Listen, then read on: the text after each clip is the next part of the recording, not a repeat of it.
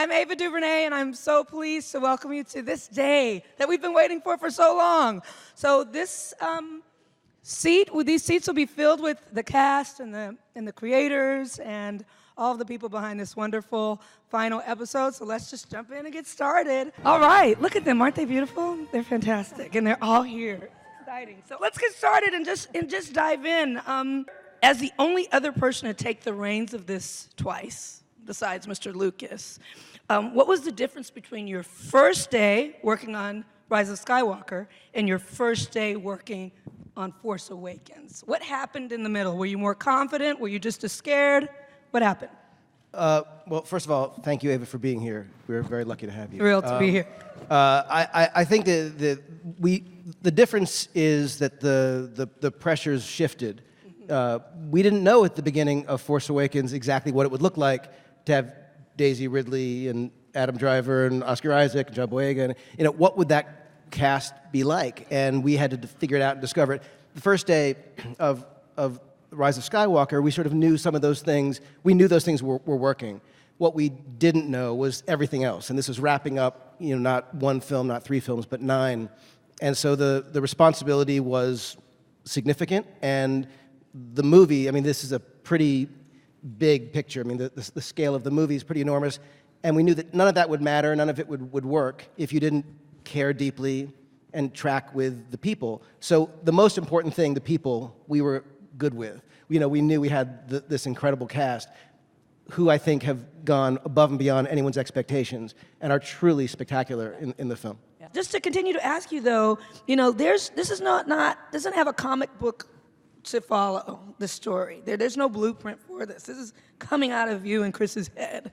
And what you had talked about was, wrapping up 9 films. That's an awesome responsibility. So at the moment that you accept the invitation to do it, and it's the next day and you're home, and you're thinking, oh wow, I gotta end this thing. Just personally, as a longtime fan of it, what was your personal process to get there? Did ideas start to come immediately? Were you quiet for a while? Did you meditate? Because we had worked on Force Awakens, Larry Kasdan and I and Michelle Rejwan and Kathy, producers, we had talked about quite a few things back in the day. So it was a bit of sort of picking up where we had left off. And the fact is that what Rian Johnson had done in Last Jedi, had set up some things that were sort of wonderful for this story. One of the things being that the cast was separated. The characters weren't together for the entire movie, essentially. So this was the first time that the group got to be together. Chris and I got together. We knew immediately we wanted to, tell a story of a group adventure. There were some very specific things that we were both drawn to immediately. And we just started doing the thing that you do, which is you say, what do you desperately want to see? What feels right? Why JJ? Why JJ? Why this guy? The one thing I know about Star Wars, and the one thing I know about these kind of tentpole movies, is this unique combination of needing dramatic storytelling, gravitas, and a great sense of humor. And I think that there's few filmmakers that really embody both of those things and also have the capability to really manage something this huge. And JJ was my first choice. So that was an easy one. Absolutely, yes. Chris, when the initial call came in to co-write this screenplay, how long did the kid in you do somersaults before the writer in you started to hyperventilate? Because I don't even know how you approach something like this. I think I was on East 12th Street in Manhattan when I spoke to JJ. JJ had been calling and leaving messages, and I was in a screening. And I didn't have JJ's cell phone number in my cell phone, so it was sort of a random 310 number. And I thought, why is this random person in Los Angeles calling me? Right. And finally, I listened to the message, and I sort of hyperventilated a little, and I called back. And he said, hey, do you want to write episode 9 with me? Wow. Didn't say the word Star or Wars, just said right. episode 9. So for a good 8 minutes, I let myself sort of leap into the air, and then we realized, oh my God, we have to land this vehicle somehow. Yeah. We have to land the biggest Star Destroyer in the world on this, on the head of a needle. And then we got to work. I live in New York, but I came out to LA, and JJ and I just started at Bad Robot. There's a room with these whiteboards, with these blank whiteboards, and we just started writing in dry erase marker on whiteboards, and then eventually the boards became a Word document that was 10 pages, and then 50 pages, and then 121 pages, and then that became the script. I'm going to jump into some of our newbies before we go to the OGs, as we call it in Compton, where I'm from. So let's start with Keri Russell. Keri Russell, who the hell are you? And what are you doing here? You play Zori Bliss. And I just have to tell you, love her. I mean, love her. She's hot. She's badass. From the moment you see her, I just wanted to see more of her. Can you tell us a little bit about her? How did you approach her? And did the anonymity of being masked as an actor add something new for you to play with? Definitely. No, JJ called me or emailed me and said, "Do you want to be in Star Wars?" And I was like, yeah. And, but then he told me about the idea about the mask, and yeah, personally, I love the mask. I mean, that's my fantasy dream sequence, that I can see everyone in this super tough version of myself, costume, and no one can see me. I mean, that's my dream. It's a real power play in a way, because no one can really see what you're thinking, but you can see everyone else. But yeah, it was amazing, and I've known JJ for so long, and I just feel like we have a shorthand, and we speak the same language in a way, and I just feel like JJ got to finish a piece of history in a way by getting to do this, and he did such a great job. He really did. Joonas, Naomi, welcome. This is a big thing to step into. You're, for any actor with tons of experience and a lot behind them, it's a lot to step into. Let alone someone who's newer to the scene. So, did you just come in and say, you know what, I'm gonna walk on with just swagger. I'm gonna be fearless, or did you just, just kind of, how did you prepare? Did you have a defining moment where you knew how you were gonna approach this? I felt like it was really through the physicality. Mm-hmm. Like I felt like Jana's strength was in her body. Like, she's a very grounded character.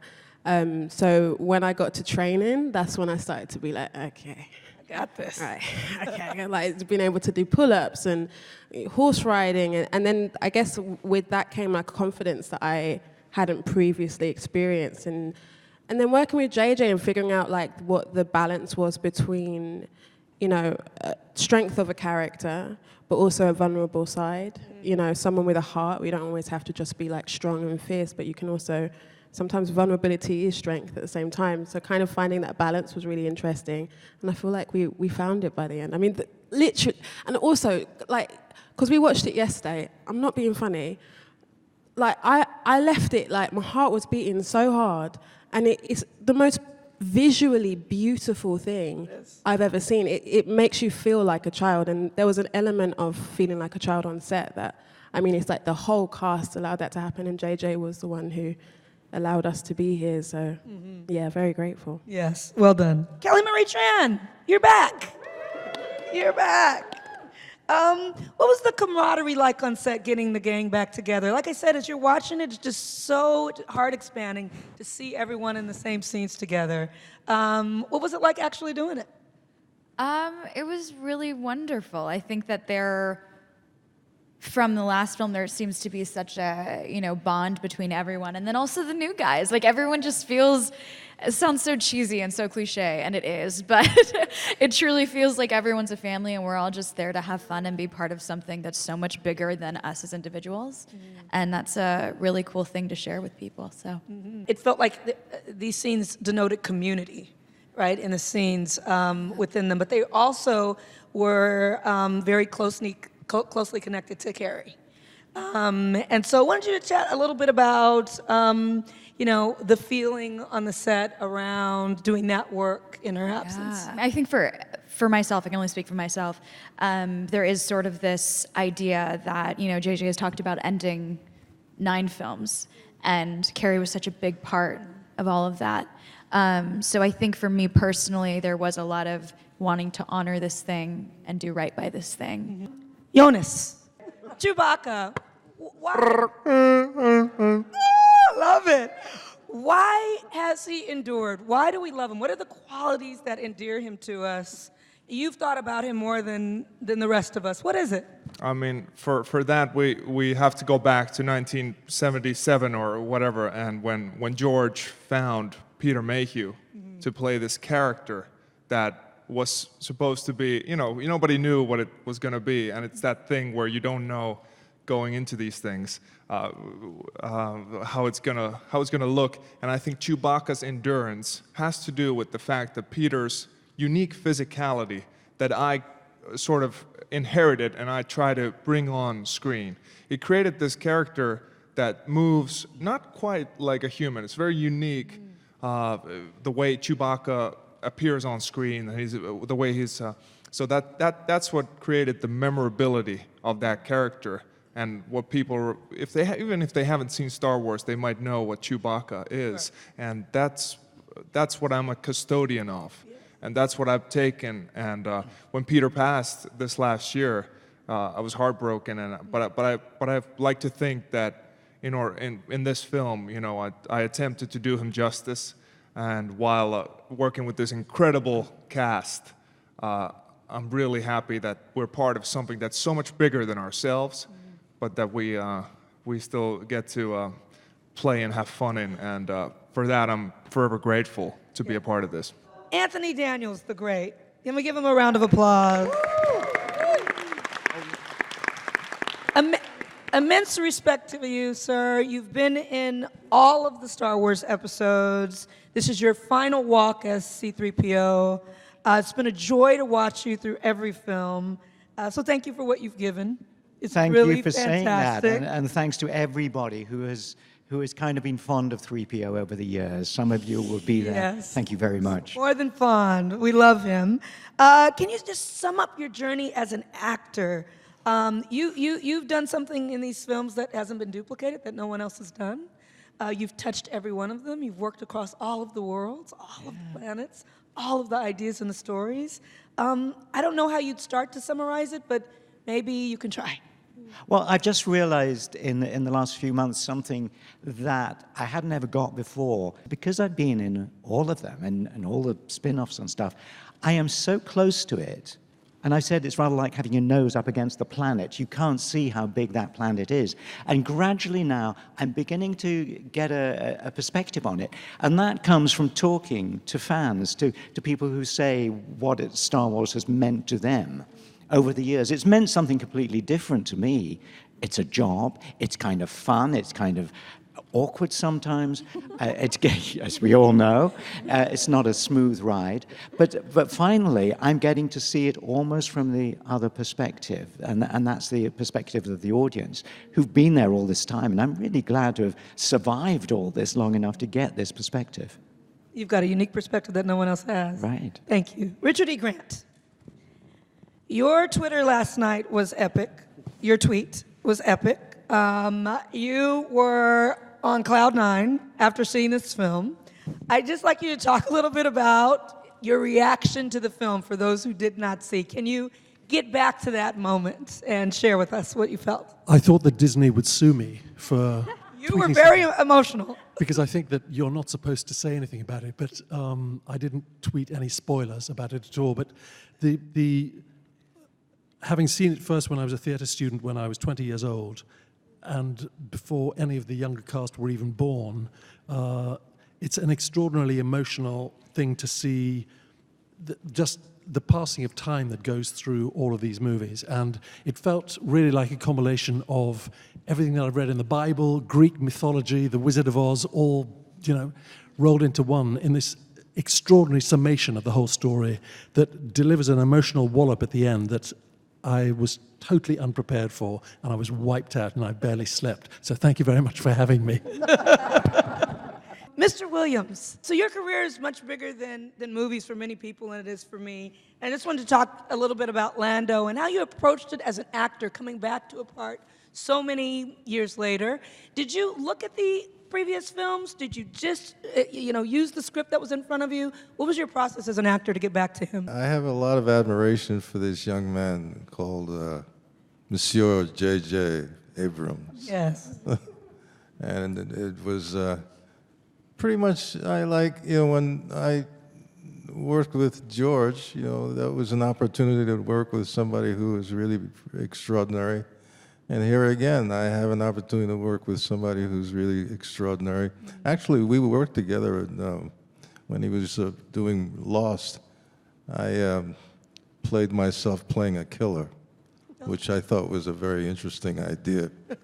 And I thought, this guy is really crazy. But fabulously crazy. But anyway, this has been a great pleasure for me, coming back to do Lando. I didn't think that it would happen. I just wrote it off, and I said, well, I did what I had to do, and that was it. But when I got the call from JJ, and then when we met, I just sat there and I just chuckled, because I thought it was just a wonderful gift. Yeah. So I'm a very, very happy human being right now. One of my favorite actors is up on this dais, and I feel like he can do anything. His name is Oscar Isaac. And Poe feels different in this to me. He's a bit, I think he was always supposed to be a bit of a swashbuckler, but he's like dropped into the swashbuckling thing in this. Like, it's all, you're dripping swashbuckling. Pants. Is it the pants? And the knee-high boots, really. I think it's really Michael Kaplan that really brought the swashbuckling to this one, What am I seeing that feels different in him from the previous? Yeah, I mean, he's kind of always been a bit of a wild card energy and figuring out where he fits in the story and what story is being told. And I think with this one, JJ and I talked a bit. I remember JJ being excited about kind of dirtying up the squeaky flyboy image that he's had for a bit and just revealing a bit more of his personality. And I think that really comes out because I've been taken away from my little box in space, and I get to join my friends this time, and you really get to see the interaction with the three and the hope that I think that he, in particular, brings in this one. There's a kind of a relentless, almost aggressive optimism that he has, and how that is tested, and how he tries to be there for his friends, tries to push them along even when it seems quite hopeless. And then I think also the way that we approached shooting a lot of these scenes, there was a looseness to it. There was things shot in big, beautiful, choreographed takes that are just astounding to watch, where you'll follow one character walking through this maze of an amazing planet with all these stormtroopers and aliens, and you realize it's all this one amazing continuous take with then us talking over each other. So it was that kind of trust that JJ kind of that allowed, I think, a real spark of vitality. You and John, I mean, John is like walking charisma, like charisma on legs. Like if you look up charisma in the dictionary, it's John with legs. The two of, I have a different dictionary, special one. But the two of you have, it might be the greatest bromance in. It's juicy. It's hot, it's good. But this connection, was it something that you all had to work at? Is it something that is contrived and you really don't like each other? Like how does this clicking that we see on camera? John, can you speak a little bit to the relationship? When Oscar first came in, there was some other actor that I read with, and the chemistry was blatant, and there was a natural vibe between me and Oscar. I don't even know why. I just liked the guy. And I just walked into my dressing room and it was so sweet. He's like, you want to run the scene before? I was like, yeah. And then we just got in the dressing room butt to butt and ran the scene together. Yeah. And then from then on, we've been in that position ever since. I just think, it is what it is. It's just it is what it is. A good chemistry, and I think I felt most comfortable when I was while auditioning doing the scenes where Poe was involved anyway, because I've always liked the guys in the film. I just like the boys. You know, I love that. I love that element, and I was glad that we could find that in our relationship. Yeah, it really comes through. It's beautiful. It's really fun to watch. Anything that you learned from this part that you were surprised that you learned now that, you know, we're at the final episode from when you first tackled it to now? A big lesson that he gave you when he talks to you in his head. And I'm not talking about JJ, I'm talking about Finn. Oh, Finn. When Finn talks to you in his head, not when JJ talks to you in your head. What has he taught you? I just like loyalty. Loyalty is something that I find very, very important in my personal life. I think it's super important to be loyal and to understand the way in which people want to be loved and communicated with. It's like, you know, proactive love is something that Finn does on a day-to-day basis, you know. Throughout the film, a lot of the times, Ray is going off on this, you know, really hard journey as a character blessed with so much power, and Finn tries to support her in that journey, and sometimes it's hard. And, you know, in my real life, you know, if I've tried to get in contact with you 3-4 times and you're going off, I'm going to leave you alone. Finn's going to come for you and try and make it work regardless. So Adam, you, am I technically in the proper Star Wars lore if I don't just call him Kylo Ren? He's also Ben Solo, right? Like if I say Ben Solo, is that also accurate? Or no? Can he not be Ben Solo, or is he rejected Ben Solo and I should not use those words? Wow, he's really thinking about it. Yes and no. Okay, well, let me ask you. My question is, in your performance of Kylo Ren, did you allow Ben Solo and who he was before to influence the way that you played Kylo? Or once you entered into Kylo Ren, were you in a completely different space? Did you bring his legacy and his heritage into the performance with you in this piece? In this one? Yes. I think maybe subconsciously. I don't think it's when people are actively trying to deny a certain part of their lives, I think they can do it pretty successfully. And then it just turns into what is happening around them that brings it out in them. So I think maybe, but it's not. I don't think it's something that we actively talked about playing it. But it definitely is the thought to have. And since you... But I think that's a testament to the writing that from the beginning it was never someone... You know, from the beginning, it being called Force Awakens was intentional in that it was the Force Awakening for both sides, the light and the dark. And JJ, even in those first meetings, talking about someone who is unformed and not a, you know, quintessential, in control, you know, of his faculties, knows where he fits in the, you know, which again is helpful for me as an actor because we were figuring out the same thing. It totally echoes what's going on in the story, you know, especially in the first one, new cast figuring out where you fit, you know, in a legacy that spans, you know, so much time. The end. Yeah. So that was helpful, but I guess in similar in that. I guess it's a subconscious thought in playing it. I guess it's also a subconscious thought as me as an actor thinking about it. So Daisy, would you say the biggest demands were more the physicality or the depth of some of the scenes emotionally? And which one? It's a good question because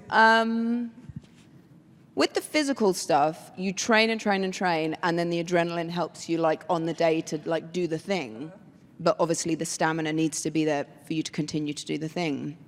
But I would say I was more tired emotionally because there really wasn't a day where I was like, no, it's just a quick scene. Coming from the last one, which was quite heavy, even the joyous scenes I found very strange to do. And then obviously there's a lot of other stuff that's going on.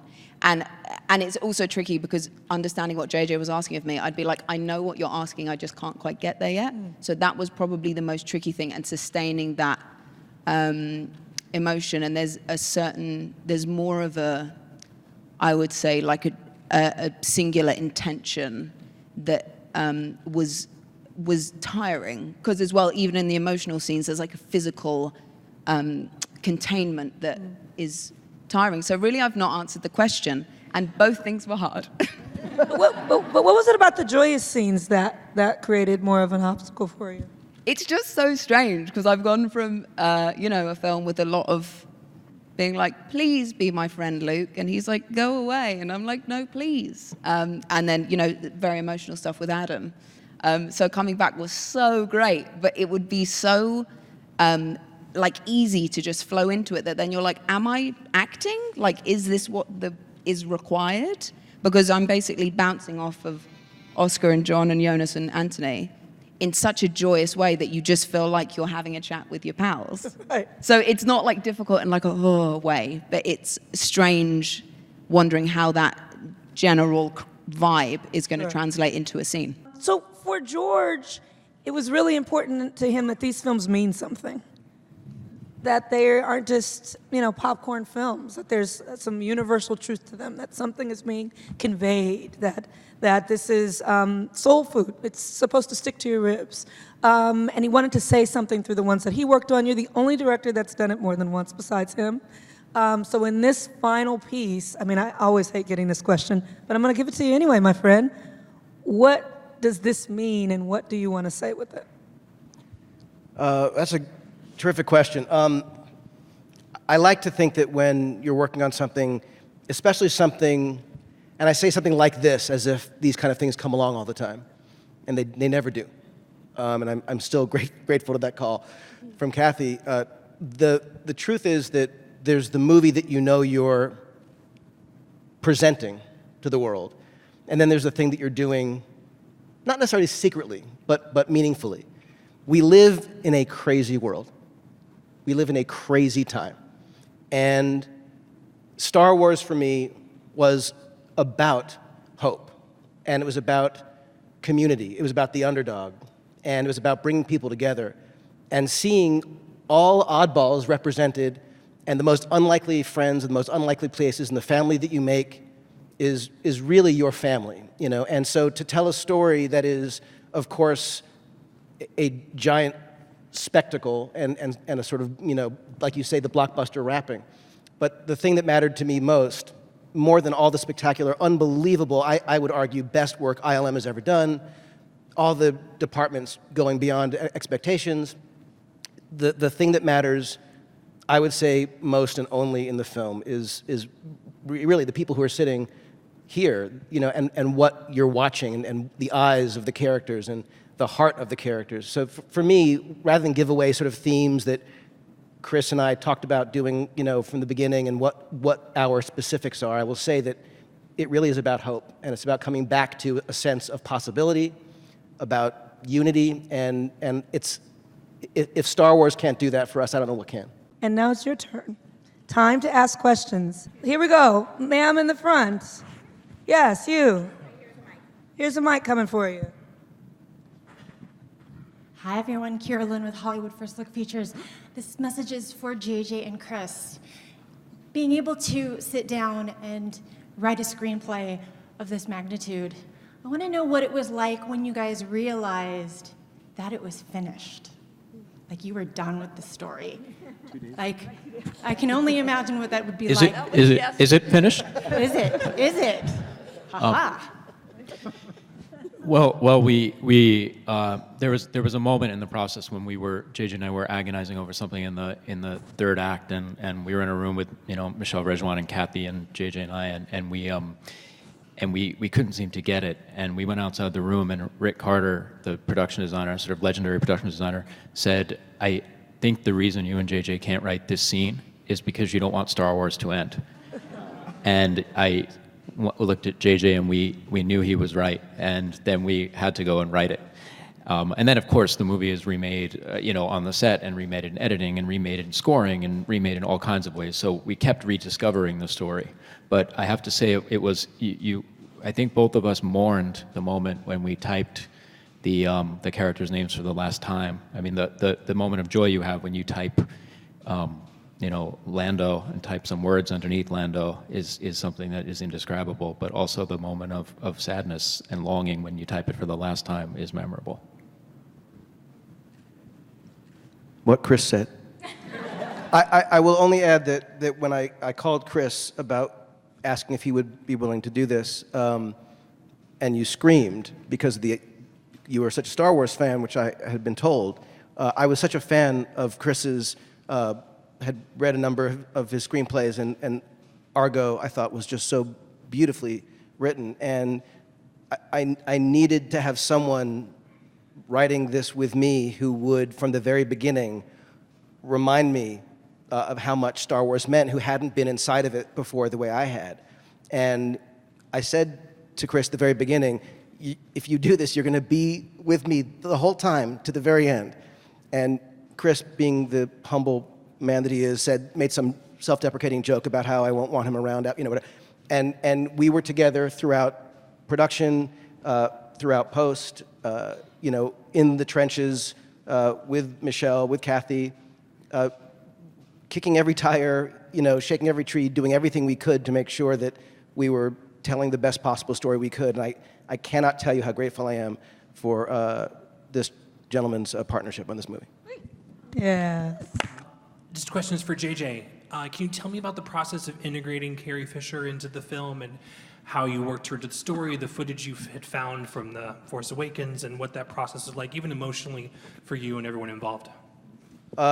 Yes, I like everyone here who knew her, loved Keri, and I knew her for a long time, not very well, but I knew her for a while before Force Awakens, and obviously, as we've discussed, the idea of continuing the story without Leia wasn't a possibility, and there was no way we were going to do a digital Leia. There was no way we were, of course, ever recast it, but we couldn't do it without her. And when we went back to look at the scenes that we hadn't used in Force Awakens, what we realized is we had an opportunity, and we could use that footage, use the lines that she was saying, use literally the lighting.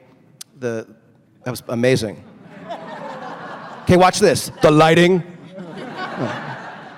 That was creepy. Hi, Keri. Yeah. Hi, Keri. That's so Keri, by the way, to do that. Yep. Really weird. In any event, we knew that we had an opportunity to use the footage to create scenes that Leia would be in.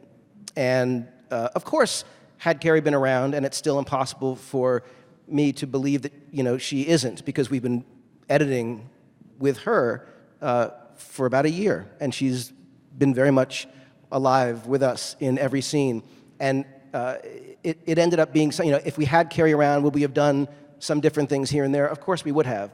But we had an opportunity to have Keri in the movie, and working with all the actors, including Billie Lourd, her daughter, who's in scenes with her, we were able to, I think, do something that Keri herself, I'd like to think, would be happy with. She's great in the movie, of course, and it's still emotional and moving to think of her and how sad we all are that she's not sitting here with us today. The question was, what do you want your legacy to be? I think in itself to be part of something, like a lot of people in cinema are talking about representation and change and aren't doing it. So I think in itself being part of a team of people that look a little different, that are from different places, like in whatever form that is, gender, race, whatever it is, I think that in itself is a legacy to be proud of. Yeah, I think, and like JJ was saying, this is a film of hope.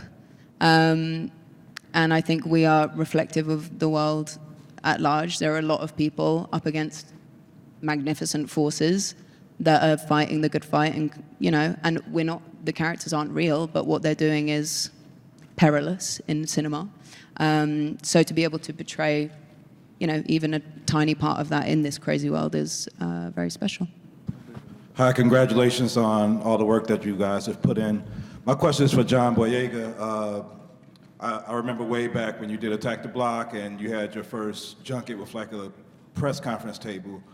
Like, how does it feel to have a global audience like love you for this character and Finn and for this production, coming from where you came from as early on in your independent movies? Like, how just how do you carry yourself now with this global respect and love from the world? I don't know. I just think I'm not the only one in it, so it's cool to be able to share the load. I guess I've been on this journey with Daisy really more than anyone else, just in terms of circumstance and understanding of culture. Well, pretty much there's a 100% understanding of our background and where we're from. And then while we were auditioning, obviously we were, I had more money than Daisy when we were auditioning. I think you had like £17.55 in your account.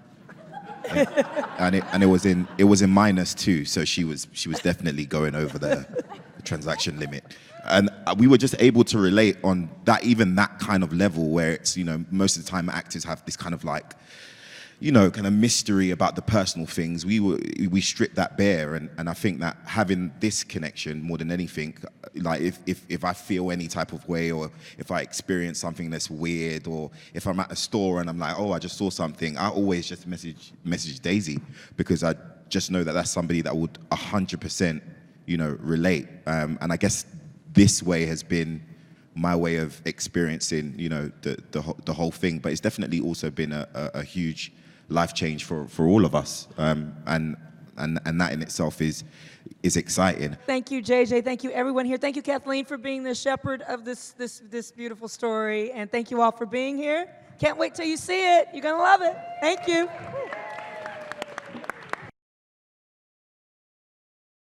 Ladies and gentlemen, you're watching Hey You Guys. Hey You Guys, huh? Hey You Guys. Is that from the Goonies? It is indeed, yes. Nice. Hey